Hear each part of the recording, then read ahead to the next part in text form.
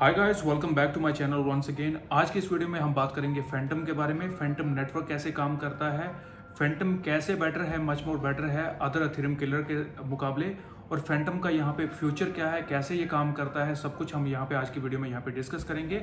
इसका मैकेनिज्म क्या है, कॉन्सेप्ट मैकेनिज्म क्या है, ये सब कुछ हम आज की वीडियो में यहाँ पे डिटेल में डिस्कशन करने वाले हैं। तो मेक श्योर कीजिए कि अगर आप जानना चाहते हो फैंटम के बारे में, इस वीडियो को एंड तक देखिएगा और आपके जितने भी डाउट्स हैं सारे यहाँ पे मैं क्लियर करने की कोशिश करूंगा। और फिर भी कोई डाउट आपको रह जाता है तो वो आप कमेंट सेशन में पूछ सकते हो, मैं आपका जल्दी से जल्दी यहाँ पे रिप्लाई करने की यहाँ पे कोशिश करूंगा। तो सबसे पहले फैंटम की अगर बात करें तो फैंटम एक ब्लॉकचेन टेक्नोलॉजी पे काम नहीं करता है, ये एक टेक्नोलॉजी पे काम करता है जिसका नाम है डैग। रिसेंटली मैंने एक वीडियो भी बनाई थी जिसमें मैंने अल्फ जीरो यानी कि A0 कॉइन के बारे में बताया था आपको। तो उसके नेटवर्क की अगर बात करें तो वो भी इसी टेक्नोलॉजी पे काम करता था, डैग की हम बात करें तो ये बिल्कुल अलग है ब्लॉकचेन टेक्नोलॉजी से, लेकिन ये उसके जैसा ही है। जैसे ब्लॉकचेन टेक्नोलॉजी में क्या होता है, एक चेन बनी होती है, वहाँ पे डिफरेंट वहाँ पे आपकी वहाँ पे डाटा स्टोर होता है और जितनी भी यहाँ पे प्रोसेसिंग होती है थ्रू द चेन होती है।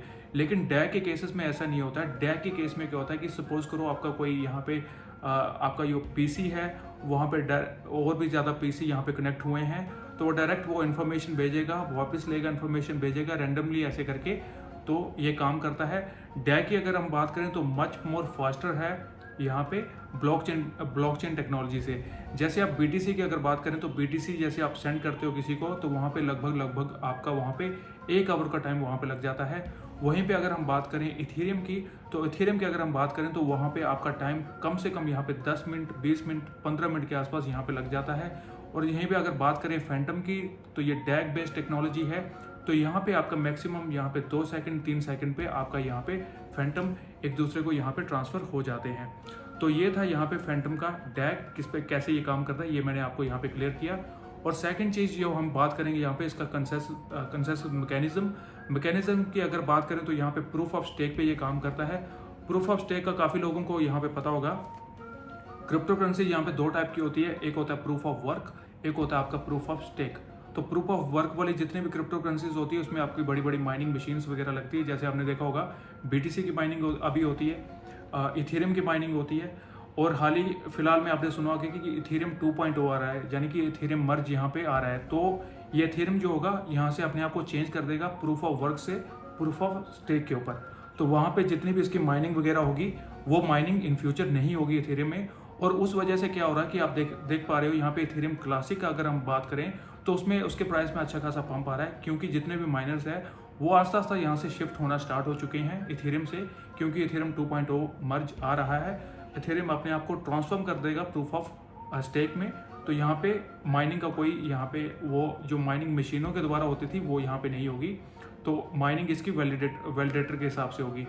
तो ये तो चलो मैं डीप में चला गया इथेरियम के ऊपर, तो वापस आते हैं यहाँ पे फैंटम के ऊपर। तो फैंटम का आपको मैंने बता दिया, तो प्रूफ ऑफ स्टेक के ऊपर ये काम करता है।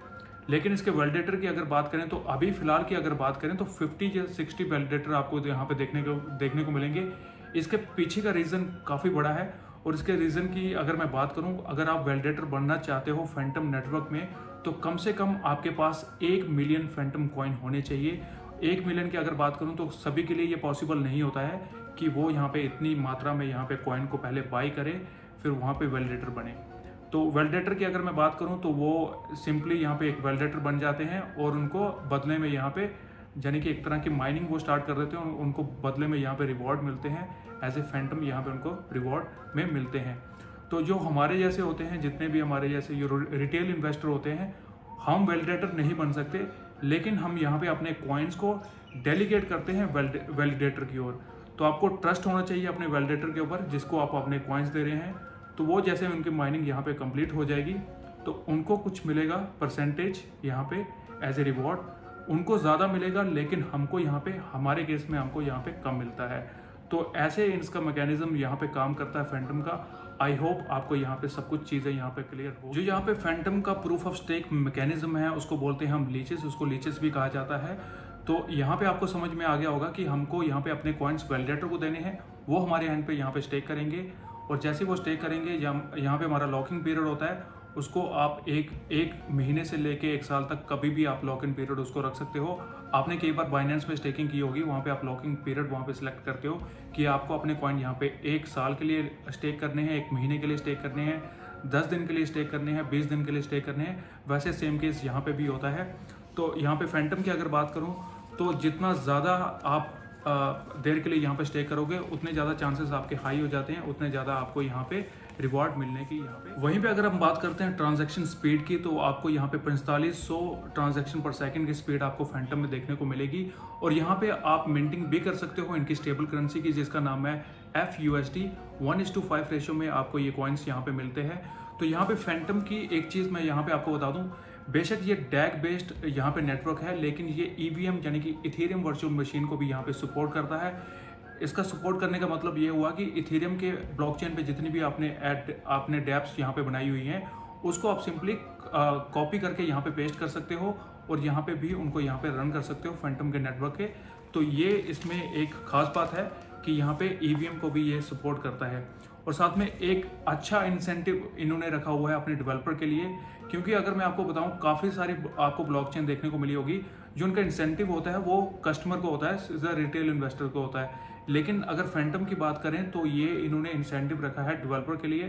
तकरीबन यहाँ पे $500 बिलियन का यहाँ पे इंसेंटिव इन्होंने रखा हुआ है। कम से कम यहाँ पे $500 मिलियन की यहाँ मैं बात कर रहा हूँ। तो इन्होंने इतना इंसेंटिव यहाँ पे रखा हुआ है अपने डेवलपर के पास, क्योंकि डेवलपर जितनी ज़्यादा यहाँ पे ऐप्स बनाएंगे फैंटम नेटवर्क के ऊपर, उतना ज़्यादा यहाँ पे फैंटम को फ़ायदा होगा। तो यहाँ पे इनका मेन जो फोकस होता है वो डेवलपर के ऊपर होता है और उनको कई तरह के यहाँ पे इंसेंटिव मिलते हैं। अगर आप भी डेवलपर हो, अगर आपने भी यहाँ पे ठीक ठाक पैसा कमाना चाहते हो, तो अगर आपके पास कोई यूनिक आइडिया है तो आप भी फैंटम के नेटवर्क को ट्राई कर सकते हो। और आपको यहाँ पे फैंटम नेटवर्क की अगर बात करूँ तो काफ़ी सारी EVM बेस्ड यहाँ पे आपको ऐप्स यहाँ पे फैंटम नेटवर्क के साथ उन्होंने यहाँ पे इंटीग्रेट किया हुआ है। कुछ ऐप्स का अगर मैं आपको बताऊं तो वो है यहाँ पे कर्व फाइनेंस, सुशी स्वैप और क्रीम फाइनेंस का आपने नाम सुना होगा। तो ये भी इन्होंने अपने आप को यहाँ पे फैंटम के साथ यहाँ पे इंटीग्रेट किया हुआ है। तो फैंटम की अगर प्राइस की अगर बात करें तो ये लगभग यहाँ पे $1 से $1.5 के आसपास भी गया था, लेकिन अभी मार्केट में अच्छा खासा यहाँ पे क्रैश आया है। तो अभी की अगर मैं बात करूँ तो लगभग आपको फैंटम $0.3 के आसपास देखने को मिल रहा होगा। लेकिन 2020 की अगर बात करें तो $0.1 के आसपास यहाँ पे फैंटम था। तो काफ़ी ज़्यादा रिटर्न इसने फैंटम ने 1 साल पे हमको दिया है यहाँ पे। तो यहाँ पे काफ़ी सारे लोगों की यहाँ पे जो नज़र बनाए रखी है लोगों ने, वो बना के रखी हुई है इथेरियम 2.0। क्योंकि अगर इथेरियम 2.0 यहाँ पे लॉन्च हो जाता है और इसमें जो मेजर जो प्रॉब्लम जो लोगों को आती है उसकी गैस फीस की, अगर वो यहाँ पे काफ़ी हद तक यहाँ पे सॉल्व हो जाती है, तो ये जितनी भी सारी क्रिप्टो करेंसीज आपको यहाँ पे देखने को मिल रही है, तो यहाँ पे देखना होगा हमको कि फ्यूचर में ये अपने टेक्नोलॉजी में क्या चेंज करेंगे, कितना ज़्यादा इंसेंटिव बढ़ाएंगे डेवलपर के ऊपर, ताकि लोग यहाँ इन टेक्नोलॉजी को छोड़ के वहाँ पे वापस इथेरियम के ऊपर ना चले जाएं। तो इस पर आपने नज़र बनाए रखनी है। तो अगर आपको लगता है कि फैंटम एक अच्छा कॉइन है, अगर आपने इस पर इन्वेस्ट किया हुआ है, तो कमेंट सेक्शन में ज़रूर बताइएगा। और अगर आपको कोई भी डाउट है, कोई भी फैंटम फाउंडेशन के रिगार्डिंग कोई भी अगर आपको डाउट है, फैंटम के यानी कि नेटवर्क से कोई भी अगर आपको डाउट है, तो मेरे फ्रेंड को आप फॉलो कर सकते हो। यहाँ पे लिंक्डइन पे ये मिल जाएंगे। तो उन्होंने रिसेंटली यहाँ पे अपनी जॉब स्टार्ट की है एज ए लीगल काउंसल। तो यहाँ पे फैंटम फाउंडेशन में इन्होंने रिसेंटली यहाँ पे ज्वाइन किया है। तो आप इनको मैसेज कर सकते हो। अगर आपको फिर भी अगर मेरी कोई हेल्प चाहिए तो मेरे थ्रू अगर आप कंटेक्ट करना चाहते हो तो वो भी आप कर सकते हो। तो इनकी प्रोफाइल का लिंक मैं यहाँ पे डिस्क्रिप्शन में दे दूंगा, आप जाके इनको फॉलो कर सकते हो। इनके ट्विटर का पेज भी मैं यहाँ पे डिस्क्रिप्शन में आपको दे दूंगा, वहाँ पे आप जाके इनको फॉलो कर सकते हो। कोई भी डाउट्स होती है तो he is always ready to help you guys. तो आप इनको कॉन्टैक्ट कर सकते हो। तो आज की वीडियो में बस इतना ही। अगला नेक्स्ट कॉइन किस पे आपको वीडियो चाहिए वो कमेंट सेक्शन में ज़रूर बताइएगा। मिलूंगा आपसे नेक्स्ट वीडियो में। Till then guys, take care. Drop a like if you enjoyed. Also subscribe my channel.